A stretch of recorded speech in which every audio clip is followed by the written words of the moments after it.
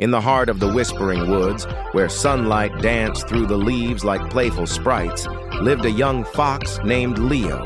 He was known for his insatiable curiosity, a trait that often led him on grand, albeit small, adventures. One bright afternoon, while chasing a particularly colorful butterfly, Leo stumbled upon a hollow log, far older than any he had ever seen. Peeking inside, his sharp eyes spotted the corner of a rolled-up parchment. With a gentle tug, he pulled out a mysterious ancient map. It wasn't like any map of the woods he knew. Instead of paths and landmarks, it was covered in strange, swirling symbols and a riddle that made no sense to him. Though puzzled, Leo felt a thrill of excitement.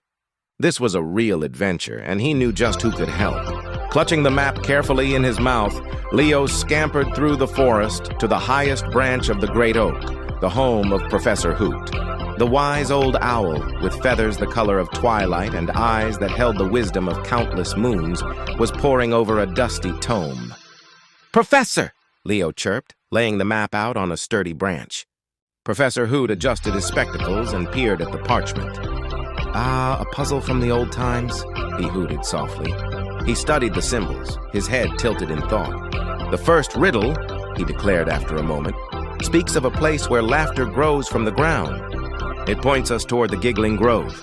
With a shared look of determination, the unlikely pair set off on their quest. Their journey led them to a sun-drenched clearing known as the Giggling Grove. The air was filled with a sound like tinkling bells. Before them lay a field of extraordinary flowers, their petals shimmering with every color of the rainbow. As Leo cautiously nudged one with his nose, it let out a soft, musical giggle. Professor Hoot, referencing the map, realized the symbols formed a melody. To find the next clue, they had to touch the flowers in a specific sequence, recreating the tune written on the ancient parchment. Leo, with his quick paws, darted from flower to flower, guided by the owl's instructions. As the last correct flower giggled, a new set of symbols glowed brightly on the map, revealing their next destination. The new clue guided them to the edge of the River of Riddles, a wide, fast-flowing stream that had always been impossible to cross. Now, they saw a path of stepping stones leading to the other side. Each stone was etched with a number. Professor Hoot, ever the scholar, quickly identified the challenge. "It's a mathematical pattern, my boy," he exclaimed. "We must only step on the stones that follow the sequence." He called out the numbers, and Leo, with nimble leaps, bounded from one correct stone to the next. He hopped across the water, his heart pounding with each jump, until he safely reached the opposite bank, where the final clue awaited him carved into the riverbank. Following the river's path, they arrived at the foot of a giant ancient tree, its trunk so wide it looked like a silent guardian of the forest. Hidden amongst its gnarled roots was a small, almost invisible door. The final clue on the map was a diagram showing how to open it. Inside, the chamber was dark, save for a single beam of moonlight piercing through a hole in the ceiling.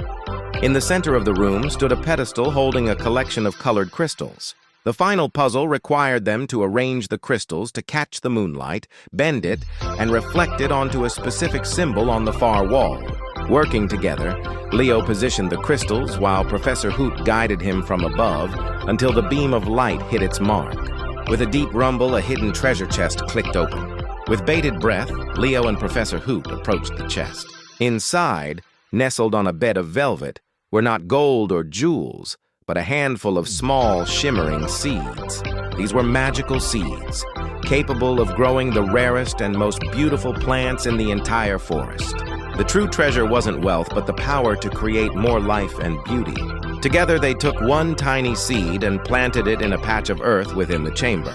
Instantly, a magnificent, glowing flower sprouted and bloomed, its petals unfurling to cast a warm, ethereal light throughout the ancient tree.